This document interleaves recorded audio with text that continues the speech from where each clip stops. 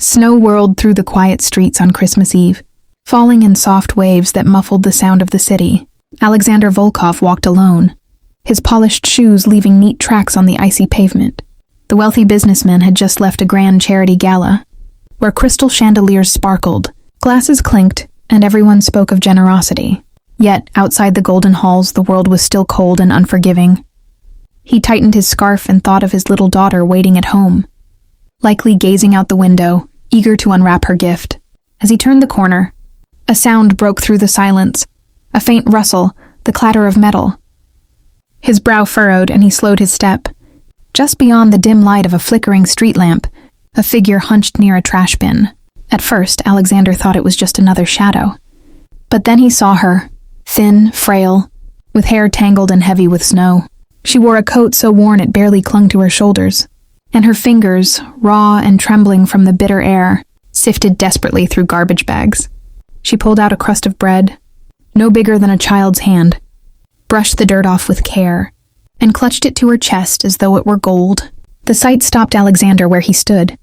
He had seen poverty from a distance, had donated large sums to foundations, but never had he witnessed it so starkly, so painfully close.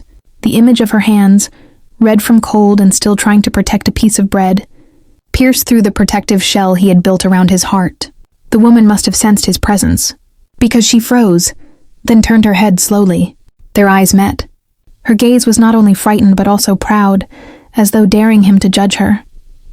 I'm sorry, she whispered, her voice breaking through the falling snow. I wasn't stealing. I just didn't want to starve on Christmas. Alexander had expected silence, perhaps a plea for money, but instead, her words carried a quiet strength, a dignity that unsettled him. For a long moment, neither of them moved. Snowflakes settled on her hair like tiny stars, and in the stillness of the night, Alexander felt something he hadn't in years: shame, humility, and an ache he could not name. Alexander hesitated before speaking, his hand still resting on the car door. He had never brought a stranger into his world, let alone someone he had found in the shadows of an alley. Yet, as he looked at the woman trembling in the cold, her fingers curled protectively around the scrap of bread, something inside him softened. He opened the door wider and said quietly, "Please, come in. It's warm." She paused, unsure if it was a trick, but the wind whipped harder, stinging her skin. Finally, she stepped inside. The leather seat seemed too soft beneath her, the warmth from the heater almost unbearable after hours in the freezing air. She held herself rigid, as if afraid to leave a trace of her presence. Alexander sat beside her, glanced at her briefly, and then started the car. The silence between them was thick, broken only by the hum of the engine. "What's your name?" he asked after a moment, his tone gentle. "Anna," she replied, her voice low. She didn't look at him. Her eyes stayed fixed on the bread in her lap, as though letting go of it would make it vanish. "Anna?" he repeated slowly, tasting the name, grounding himself in it. "How long have you been living like this?" She took a shaky breath. "A year, maybe more. I was a teacher once. History. Then my school shut down, and everything else followed. My savings, my apartment, no family left to turn to." She paused, the shame in her voice almost heavier than the words themselves. "I never imagined I would be this person, digging through trash on Christmas." Alexander's hands tightened slightly on the steering wheel.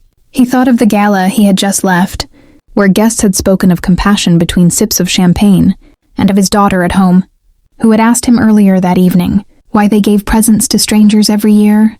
He had told her it was about kindness, but he had never truly understood the weight of those words until now. As the car wound through snowy streets, Anna's head drooped. The exhaustion of hunger and cold seemed to wash over her all at once. She blinked rapidly, fighting sleep, as if she feared he might throw her out if she closed her eyes. Alexander glanced at her again, and this time, he didn't see a beggar. He saw a human being, weathered by circumstance, clinging fiercely to her last shred of dignity. When they reached his home, the mansion glowed with warm lights, its windows shining like beacons in the night. Snow dusted the pine trees that lined the drive, and Christmas decorations glimmered in reds and golds. The sight made Anna shrink deeper into her seat. "I shouldn't be here," she whispered. But before she could protest further, the front door burst open. A little girl in a red sweater ran down the steps, her laughter ringing through the cold air. "Papa!" she cried, her cheeks flushed with excitement. Then she stopped, staring wide-eyed at the thin figure stepping hesitantly out of the car. "Papa-san, who is she?" Alexander crouched to kiss his daughter's forehead, brushing snow from her hair. He looked at her with quiet intensity. "She's someone who reminded me what Christmas truly means," he said. His gaze shifted back to Anna, steady and kind. "And tonight she won't eat from the trash. She'll eat at our table." For a moment, Anna's lips trembled, no words forming, her eyes filled with tears she hadn't allowed herself to shed for years. Standing there in the doorway of warmth and light, she felt something she thought she had lost forever: hope.